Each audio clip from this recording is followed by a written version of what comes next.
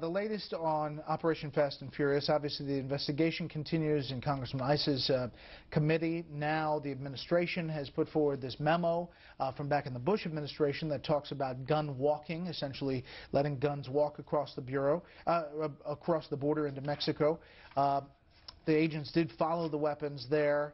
A little bit different, but Democrats are pointing to that, saying it was happening under the Bush administration. Significance and where this investigation is going. Steve. Well, I think that's the point they intended to make, was this was happening under the Bush administration. But I think it also makes another point.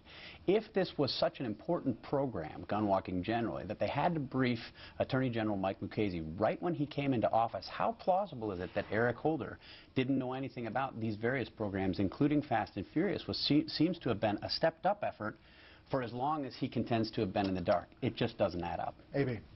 Well, I mean, Steve makes a good point. It's obvious that they were trying to reach beyond individual smugglers to break up smuggling rings, and that would have been happening in the Bush administration, and some of the emails document that. But even though they were saying to Mukasey, this initial effort recently has not worked, we want to take another stab at it, if it was a tried, maybe not true, but if they had done this before and they wanted to continue to do it again, it is hard to believe the Attorney General would not know about this kind of a program.